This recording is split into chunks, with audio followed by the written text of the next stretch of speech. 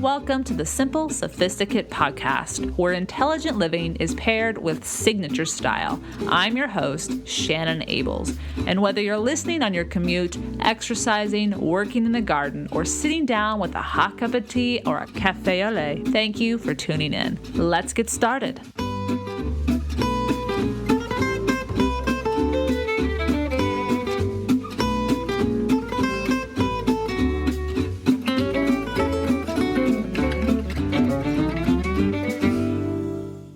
Welcome to the 133rd episode of the Simple Sophisticate.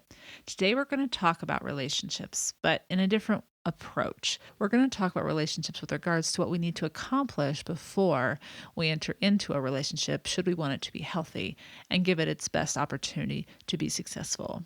But before we get to that, today's petit plaisir is a book that I recently have been reading gradually a little bit every night and have thoroughly enjoyed. And I look forward to sharing it with you at the end of today's episode, so be sure to stay tuned.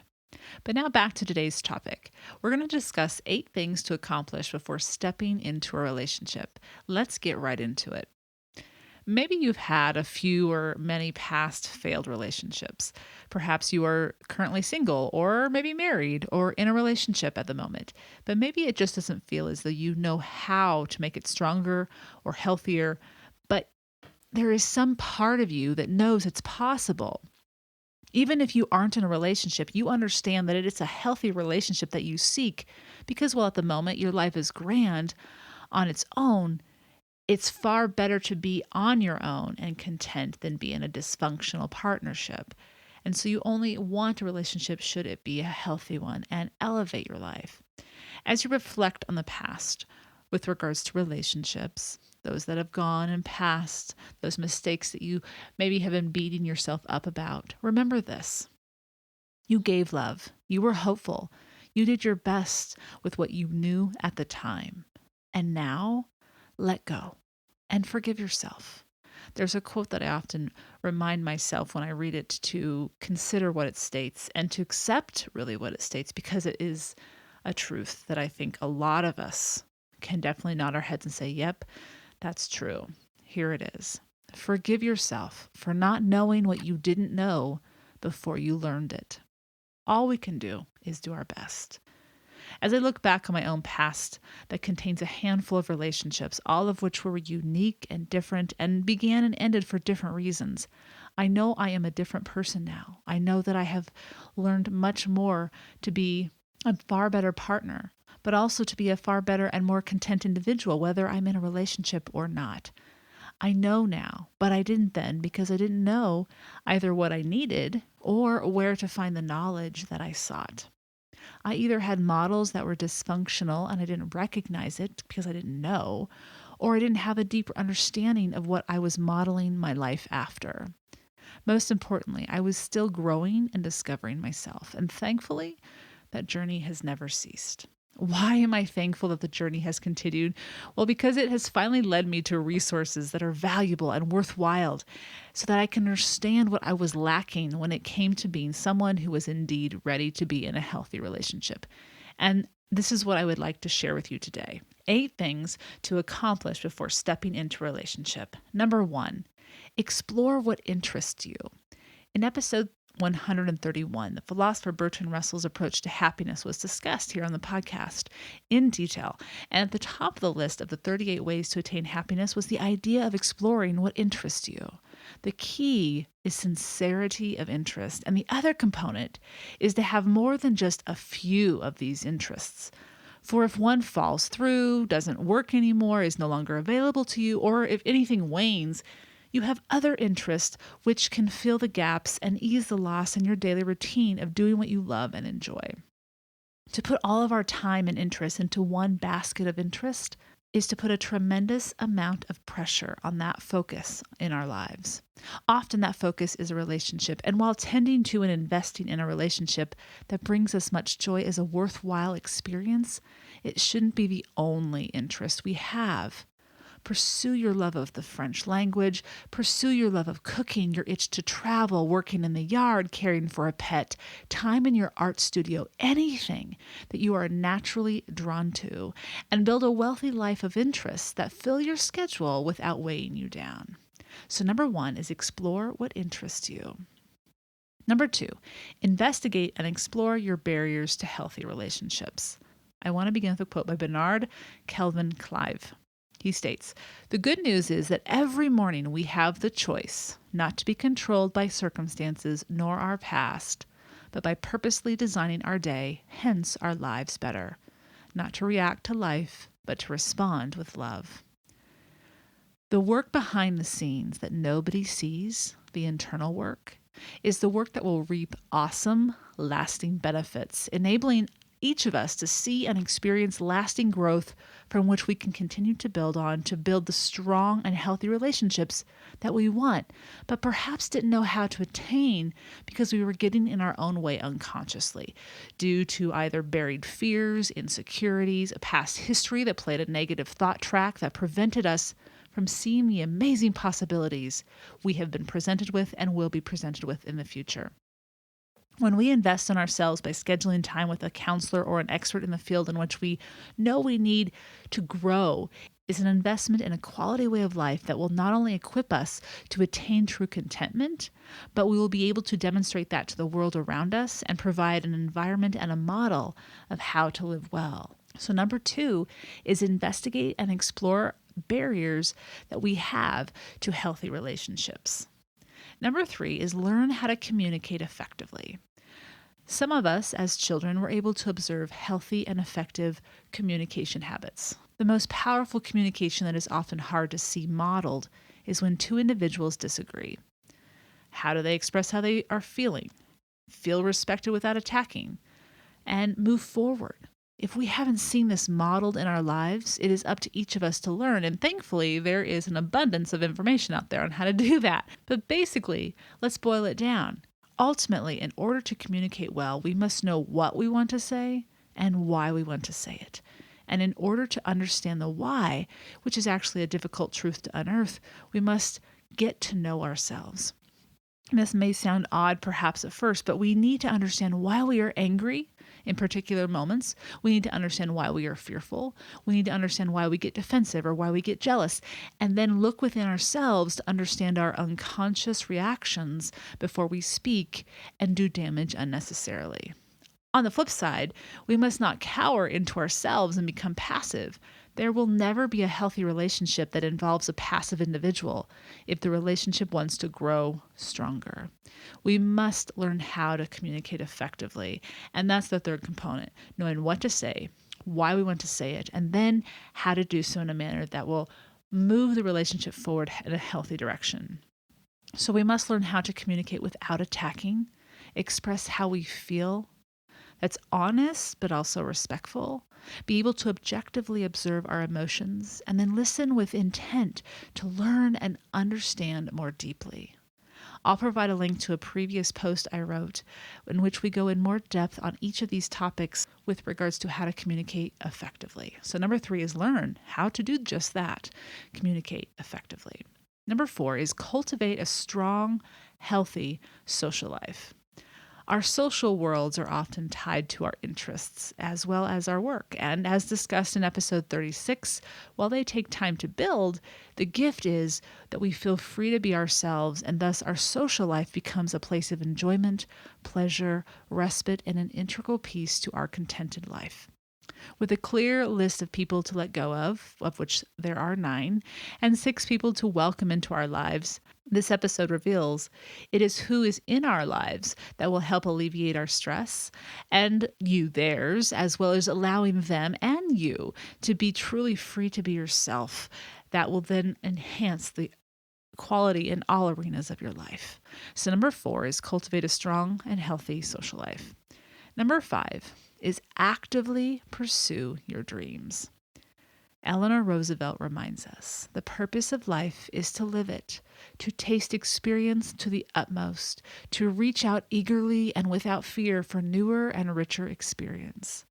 Let go of the have-tos and must-dos of the lives we see modeled around us, whether by family members, the media, or community and/or national institutions, and instead dive into your dream.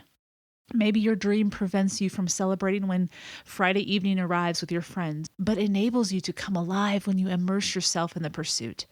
Trust your dreams, not the fears that are thrown at you by the outside world that you are not doing what you should be doing.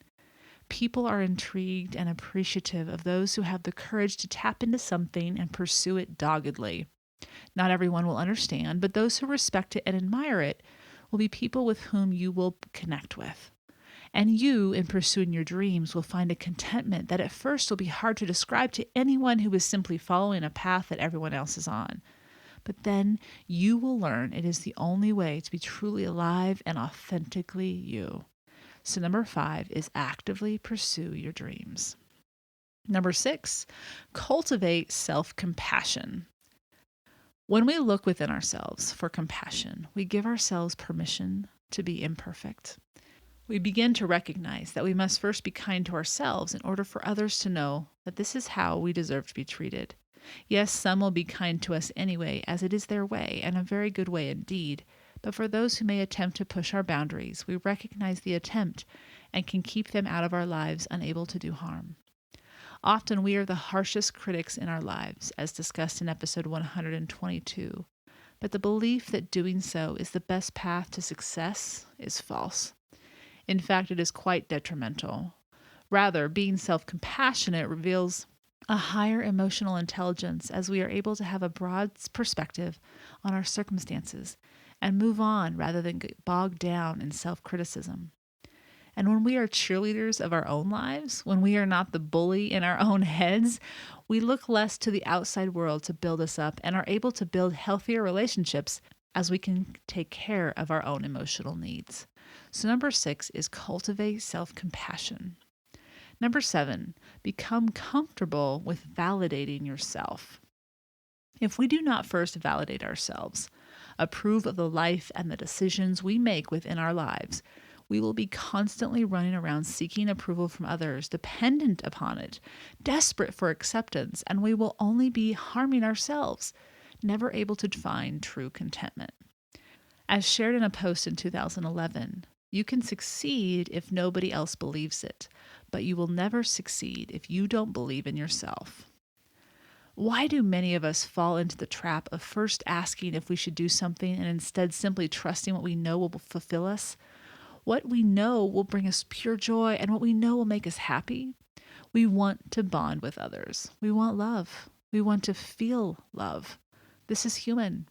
But what it does is bonds us with people who we may not want to bond with. Wouldn't you rather bond with someone who was fascinated with your decision after the fact? After you made that big decision to pursue your dream, which may have appeared ridiculous to some but made complete sense to you? Wouldn't you want an authentic connection? Yes, it is scary to refrain from seeking validation from others, especially from our parents, peers, and those we may have been or currently are in relationships with. But when we forget about the power of our own self-approval, we limit the quality of life we could be living. So number 7 is become comfortable with validating ourselves. And last but not least, number 8, build a life you love living on your own. Emily Dickinson states, find ecstasy in life. The mere sense of living is joy enough. Cultivating a simply luxurious life centers around the premise of building something that is congruent with your authentic and most true self, letting go of building the life you think you should, and upon incorporating the former rather than the latter approach, the quality way of living you seek will materialize. A funny thing happened over this past weekend. As I mentioned in a previous This and That post, I had been contemplating picking out a significantly smaller tree for the holiday this season. Well, I in fact did just that. My tree is fewer than 4 feet. It may not even be 3 feet. I'm not real sure. It's quite tiny. And as I looked around my smaller house that I've been living in for a year and a half now, which is nearly 1,000 square feet smaller than what I lived in previously, After having decorated the tree, having added a few decorations to the tabletops, I found mistletoe this year, and having hung the stockings for the boys, my dogs, Norman and Oscar, and myself, I still had energy and more money than previous seasons in my checking account for holiday expenditures. When we begin to truly listen to what works for us, rather than gravitate toward what we've done in the past, what has been done by others, and we thus think we have to model, what we've seen, what we know, we begin to curate a life that is in alignment with our values. We begin to curate a life that enables us to live and pursue what we love, and thus become enlivened from within. We are the gardeners of a rich and more fulfilling life if only we will listen to ourselves. When it comes to relationships, we will undoubtedly be involved in many different types, all having the gift of teaching us something about ourselves and the world. But when it comes to lasting relationships, relationships that will endure, however, keeping in mind that nothing is infinite, we multiply the happiness quotient for not only ourselves, no matter what we may be doing, but also for those we love. I hope you've enjoyed today's episode.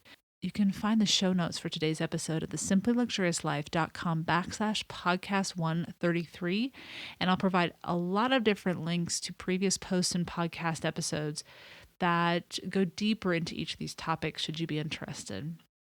But now, let's get to today's petit plaisir. It is a fantastic book that I cannot wait to share. I'll be right back to talk to you all about it.